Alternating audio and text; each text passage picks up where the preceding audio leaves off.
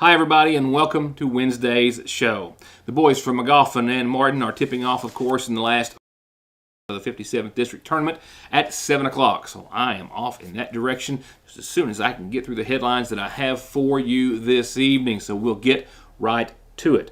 We'll wrap it up with talking more about your weather forecast, where we saw a little break in the precipitation, some light drizzle and mist this afternoon. Rain will pick up during the overnight, early morning hours tomorrow, on and off throughout your Thursday into your Friday. Then count them, at least 4 sunshine-filled, calm days in a row. I'll give you the temperature span for that welcome change in weather in just a few moments. A quick COVID update for state and local numbers before we go into our other local headlines tonight. And we still, of course, have highlights to get through from last night's Central and Paintsville boys matchup. However, COVID numbers continue to drop across the state of Kentucky. Mcauliffe County this week appears to be running very close to where we did last week. 25 deaths reported today on the state level, the youngest of which was a 43-year-old Kentuckian. Other numbers are going down. The death toll not. Still at most always 20 or better. We've had one day over the past couple of months, or at least several weeks, which was lower than 20, but by and large, it's 20 or 30 or sometimes in the upper 30s or 40 at a time announced on a daily basis. 25 today, though. However, the new cases have continued to show a downward trend, 2,689, and the positivity rate down into the tens at 10.8%, still hovering right around 2.8 million and 78,000 or so vaccinated in the Commonwealth. As for the Mcauliffe County Health Department, we are right now at 63 cases and counting for the week. Top right of your screen, you'll see the case number there for the past 4 weeks, the bottom being the last week, and that was at 86. So we are on par to very likely be at or around that, or maybe perhaps even more, with 13 new cases today. Top left, 13 Saturday, 3 Sunday, 10 Monday, 24 yesterday, and 13 again today. Gives us that 63 and counting. That 13 today also puts Mcauliffe County officially over the 4,000 mark as far as total cases are concerned. And as of this hour, I know of 1 Mcauliffe County hospitalized in critical condition as a result of COVID. Going from there, we'll go to our state incident rate map, which again has some ups and downs. Glad to report, though, more downs than ups. On yesterday's program, we had only 2 counties in the yellow and 20 counties in the orange, which was the same on Monday. However, today we add 1 more yellow county and 5 orange. So 3 in the yellow, 25 in the orange, a total of 28 not in the red. So that is definitely an improvement. Also signs of improvement. Many counties well below 100 and continuing to fall. Mcauliffe County is actually, as I thought it would after yesterday, gone back up. We added about 10 points to ours. We're at 81.1. Johnson County fell from about 42 to 38. And then Floyd County fell from 123 down to 102. A little closer look there at the Eastern Kentucky numbers shows still many counties. Wolf 185, Perry 198, Leslie 146, many still dealing with some very high numbers. I will be right back with the rest of the show in just a second. At Golden Law Office, our attorneys previously represented the nation's largest insurance and trucking companies, handling cases involving serious personal injury and death. We know their strategies, how they will defend the case, and what factors drive large settlements. The attorneys at Golden Law Office can use this inside knowledge to ensure your case is handled effectively and aggressively. Hiring Golden Law Office provides you with a strategic advantage. Call Golden Law Office today. Whether the new year brings you new dreams or you're working towards the same ones, let Salyersville National Bank help you build, bank, or save for them. Salyersville National has been helping dreams come true since 1902. Give them a call at the main location, 349-3131, or the branch, 6121. Call the pros. All Pro Gutter Works specializes in seamless gutters, vinyl siding, metal roofing, replacement doors and windows, remodeling or adding on to your home with free and fair estimates backed by decades of happy and return customers with guaranteed satisfaction and 18 months 0% financing. All Pro Gutter Works. 888-349-9999. I'm Kelly Collins from Golden Law Office. I began my legal career in Lexington, representing some of the nation's largest insurance companies. This experience provided me with the inside knowledge as to how the insurance company will prepare to defend your case. I'm now taking that knowledge and returning to my hometown in Eastern Kentucky to help those hurt through no fault of their own. If you or a family member have been injured in an auto or truck accident, call Golden Law Office today. My name is Tony Allen, and I'm a candidate for Mcauliffe County Clerk. Just as my family and I have served you at our restaurant, the Farmhouse Diner, we will be there to serve you in the clerk's office. You will be greeted with a smile. The office will be organized, neat, inviting, and we will do all we can to help everyone, regardless of your party, last name, or how you vote. We will be open during lunch, and we will have a long evening each week for folks who get in late. We will be open every other Saturday and have a plan to better serve the elderly in our community. I'm fighting to win this election and the trust of Mcauliffe County. I will not let you down, nor will I forget that the people chose me to be their clerk. Vote number 1 on the ballot, Big Tony Allen for Mcauliffe County Clerk. A reminder, one of my reports last evening, in case you missed it, was coverage of the brief special session of the Mcauliffe County Board of Education last evening, where they discussed their mask policy, and after some discussion, they voted to make masks optional at this time for students and staff in the Mcauliffe County school system.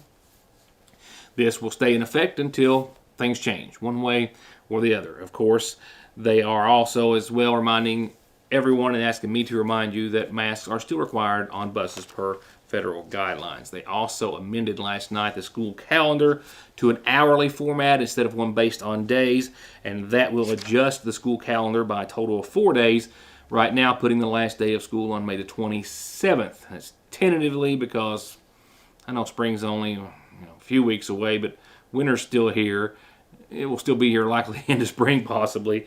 No NTI days are left, so May 27th and counting right now for the last day of school. A Mcauliffe County woman was arrested in Paintsville last night for being behind the wheel of a stolen vehicle. That vehicle recognized by Johnson County Sheriff Doug Saylor and then spotted at what he referred to as a known drug house in Johnson County. According to the Sheriff's Department from there, the officer turned around, went back, and that vehicle had left and then was later spotted turning onto Colvin Branch, where a traffic stop was finally made. The driver of that vehicle was identified as a Sagersville woman, 30-year-old Caitlin Allen, who was found to be behind the wheel of a vehicle that the officer realized matched the description of one reported stolen out of Paintsville. Running it through NCIC confirmed the vehicle had indeed been stolen. In the passenger seat of that vehicle was so far an unidentified individual whose last name was attached to, as I understand, that Bolo, or be on the lookout for that vehicle, believing that they were suspected to possibly have possession of that stolen vehicle. I'm unsure of any charges for the passenger at this time, but we do know that Allen was charged with receiving stolen property over $10,000, not having an operator's license with her, and not having proof of insurance for the vehicle, obviously, as well. She was lodged in the Big Sandy Regional Detention Center while the investigation is ongoing. Allen also has an open case of receiving stolen property for being in possession of a stolen ATV here in Mcauliffe County. That case opened up by the Sheriff's Department some time ago. I've got highlights from the Tigers and Eagles last night coming up in a few moments. Right now, here's what's coming up on tonight's Mcauliffe Farm Bureau Community Calendar.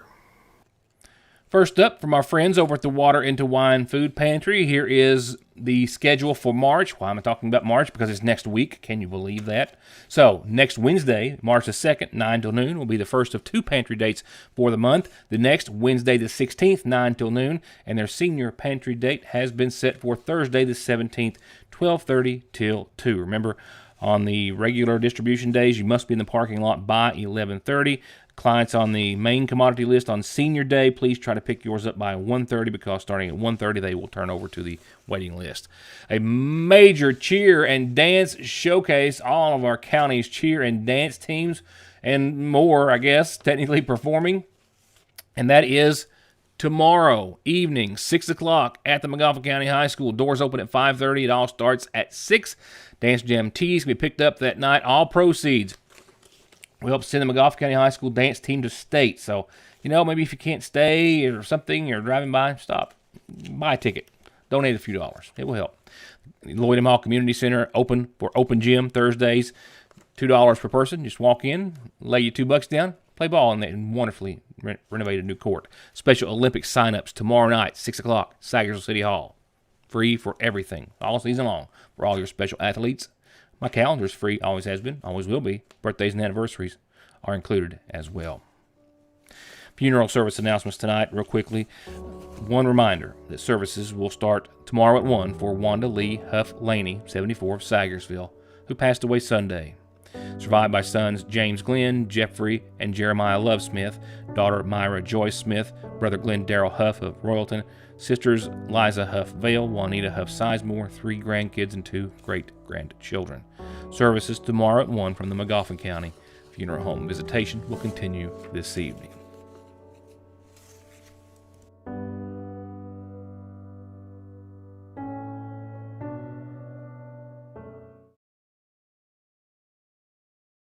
SSI and disability cases are harder to win these days. You need all the help you can get. If the government has turned you down, I will not. Many factors are considered when a claim is being processed, like your age, education, physical, and mental disabling conditions. When it comes time to winning your disability case, you should not face a federal judge alone. You need an attorney who is experienced, determined, hardworking, knowledgeable, and dedicated to helping you win benefits that you deserve. If you need help with your SSI or disability case, call me, Donald Wayne McFarland, and let me go to work for you.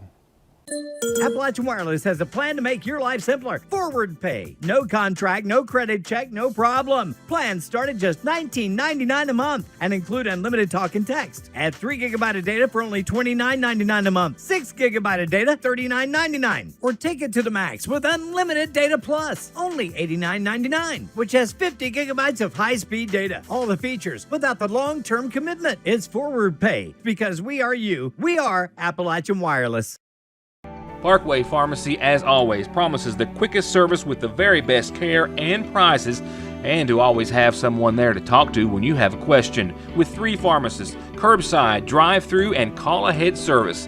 Parkway Pharmacy in Sagersville, 349-4400. Where you can always talk to a pharmacist when you need one. Not everything has changed over the years. Fraser's Prater Drugstore is still your most trusted pharmacy, where you can get your prescription brought to you curbside or make your way to the counter for a snack, lunch, or an incredibly sweet treat. And check out Strings and Things inside the shack, the Radio Shack, musical instruments, guns, ammo, electronics, and more. It's as wonderfully unique of a shopping experience as is the selection at Fraser's Prater Drugstore in downtown Sagersville. Do you really want to get caught in this again on those tires? Get there in one piece and save. Conley Tires got specials going on right now through the end of March, like $100, even $200 back on a set of Goodyears. And get those tires, brakes, service, whatever you need with 6 months no interest financing. Conley Tire in Staffordsville or conleytire.net. Now for highlights from last night's boys action for the 57th. Paintsville and Central met up last night for the 3rd time this season. The first go around, it was Central, 61-53. The second time around, it was an overtime game in which Paintsville came out on top, 77-72. Paintsville came into last night's game 18-7, Central 15-9, both 4-2 in the 57th district. But as you know, you can always throw out any and all data prior to the tournament, because it indeed is the 57th District Tournament. So let's see how this one turned out last night. It started with Paintsville and the Tigers outscoring Central in the first 2 quarters of play. Paintsville came out of the first quarter on top of Central 12-8. They came out of the second quarter 10-7 over Central. And the Tigers came out of the break and scored 4 unanswered points, including this putback by Connor Fugate. The Eagles finally broke the second half ice, 2:30 in, with a big 3 ball from Riley McKenzie. But it was a slow-moving third quarter, only 13 points racked up between both teams. But the Tigers, with a good look from Brandon Tharp to Jace Kenner for the bucket and the point after, wins the third quarter too, 7-6. It's 21-29, Paintsville going into the fourth. during the break and before the fourth starts. I don't know who this young man is. I don't know if he won a prize, but his basket was crowd-worthy, definitely TV-worthy. Everyone loved it. And there he is. Congratulations, young man. Hope you won a new car. Now, back to the game, where Paintsville never took their foot off the gas. Central's McKenzie makes the right read with the steal, but the offensive foul at the other end claims the basket, and Colby Fugit would turn that turnover into 2 points for a 10-point Tiger lead. As Paintsville went on to break out in the final 8 minutes, they outscored Central 19-10 for a 48-31 win. And that, of course, not only sends Paintsville to the Friday night championship versus the winner of tonight's Martin and Mcauliffe County matchup, but of course also guarantees them a seat at the 15th region table.